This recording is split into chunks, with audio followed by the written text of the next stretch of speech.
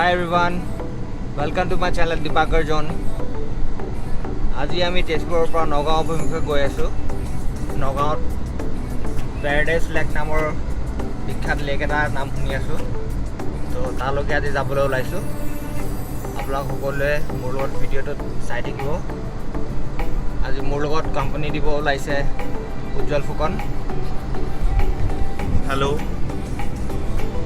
So guys, keep watching the video. আপোনালোক লগত থাকিব। আমি আহি আছোঁ আপোনালোক দেখাবলৈ নগাঁৱৰ প্ৰসিদ্ধ পেৰাডাইজ লেক।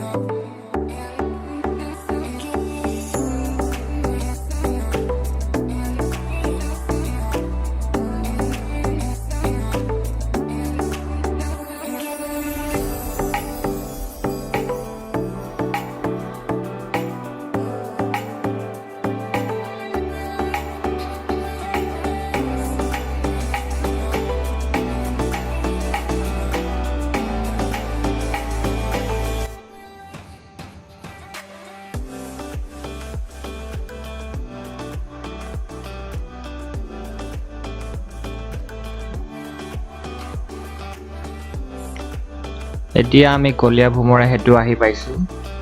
এই সেতুখনে শোণিতপুৰ জিলা আৰু নগাঁও জিলা দুখনক সংযোগ কৰে। নৱপ্ৰজন্ম বহুতে নাজানিব পাৰে এই সেতুখনৰ নাম কলীয়া ভোমৰা কিয় পৰিল। অসমত আহোম ৰাজত্ব কালৰ সময়তে পৰাক্ৰমী সেনাপতি কলীয়া ভোমৰা ফুকন দেৱৰ নামেৰে এই সেতুখন নামকৰণ কৰা হৈছে। অসমত এসময়ত কলীয়া ভোমৰা সেতুখন দীৰ্ঘতম সেতু হিচাপে 1 নম্বৰ স্থানত আছিল। কিন্তু এতিয়া ঢলা শদিয়া সেতুখন হৈ যোৱাৰ পৰা বৰ্তমান দীৰ্ঘতম সেতু হিচাপে ঢলা শদিয়া সেতুখনকে জনা যায়। আৰু বগীবিল সেতুখন দীৰ্ঘতম সেতু হিচাপে 2 নম্বৰ স্থানত বৰ্তমান আছে। সেইবাবে কলীয়া ভোমৰা সেতুখন দীৰ্ঘতম সেতু হিচাপে এতিয়া 3 নম্বৰ স্থান পাইছেগৈ।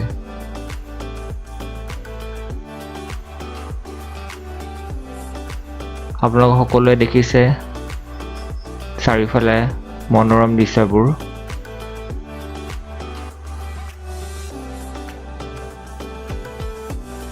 আপোনালোকে দেখি পাইছে চাগৈ এই ৰাস্তাটোৰ 4 লেন কাম কৰাৰ বাবে কাম চলি আছে। সেইবাবে কলীয়া ভোমৰা সেতুৰ ছাইডতে আৰু এখন নতুন ব্ৰিজৰ কাম চলি আছে। এইখন বনি কমপ্লিট হ'লে অসমৰ ৰাইজৰ বাবে অহা যোৱা কৰাত বহুতখিনি সুবিধা হ'ব। আপোনালোকে ৰাস্তাৰ কাষত ধুনীয়া বিল এখনৰ দৃশ্য দেখি পাইছে চাগৈ। তেজপুৰ আৰু নগাঁৱৰ মাছৰ বজাৰলৈ এই বিলটোৰ পৰাই ডেইলি বহুত মাছ ব্যৱসায়ৰ বাবে নিয়া হয়। ভোমৰাগুৰি ব্ৰিজখন পাৰ হোৱাৰ লগে লগে আমি নগাঁও জিলাত প্ৰৱেশ কৰা হয়।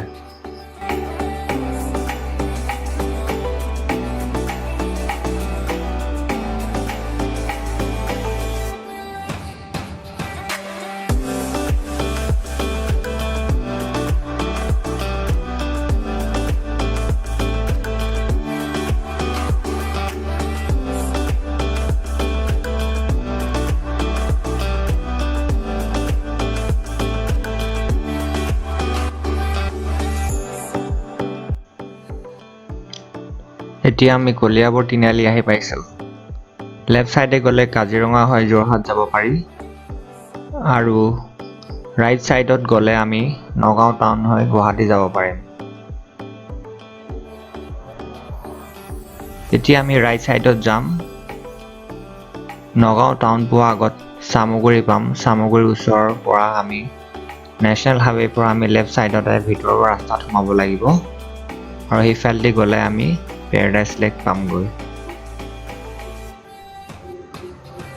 এতিয়া আমি চামগুৰিৰ ভিতৰৰ ৰাস্তা দি আহি এখন ধুনীয়া চাহ বাগান পাইছোঁহি।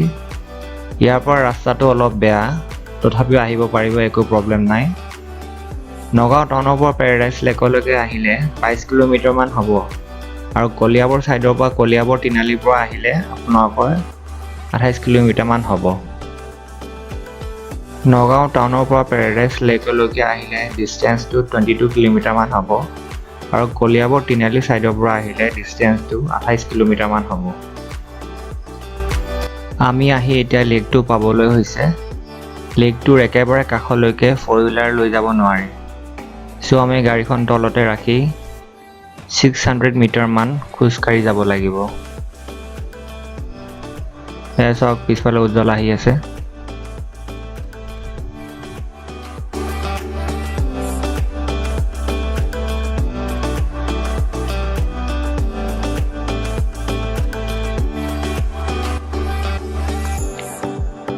So guys, finally আমি আহি পেৰাডাইজ লেক পালোহি।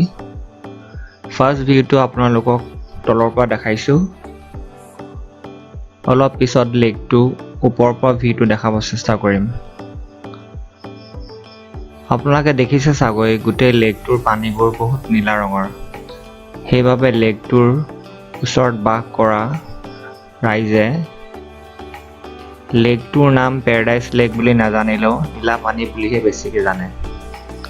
চ' আপোনালোকে ইয়ালৈ আহোঁতে পেৰাডাইজ লেক বুলি যদি কোনোবাই চিনি নাপায় তেন্তে নীলা পানী কোনফালে যায় বুলি সুধিলেও আপোনালোকক দেখাই দিব পাৰিব। ইয়াতে মই সকলোকে এটা কথা ৰিকুৱেষ্ট কৰিছোঁ, আপোনালোকে এই ধুনীয়া লেকটো চাবলৈ নিশ্চয় আহক, কিন্তু এই লেকটোত গা ধুবলৈ বা যিমান ছুইমাৰ হ'লেও সাঁতুৰিবলৈ লেকটোত নানামিব। ইয়াত অলৰেডি কেইবাজনো ল'ৰা পানীত নামি ঢুকাইছে, সেইবাবে আপোনালোকক আগতীয়াকৈ সাৱধান কৰি দিছোঁ। আৰু ইয়ালৈ আহোঁতে মানুহবিলাকে খোৱা বস্তুৰ পেকেট, পানীৰ বটল এইবোৰ পেলাই ইমান ধুনীয়া ঠাইডোখৰ লেতেৰা কৰিবলৈ আৰম্ভ কৰিছে। চ' আপোনালোকে খোৱা বস্তু আনিলে খালী পেকেটবোৰ যাতে ইয়াত পেলাই এই ঠাইডোখৰ সৌন্দৰ্য কম নকৰে।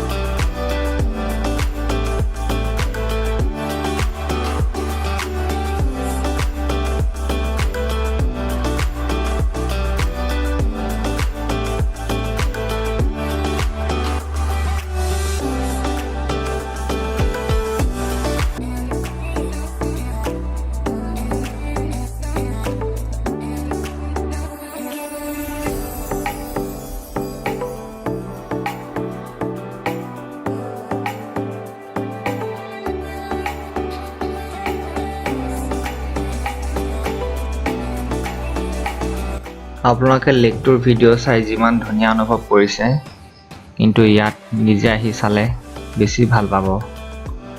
ওপৰৰ পৰা লেকটোৰ ভিউটো দেখিব বেছি ধুনীয়া লাগে।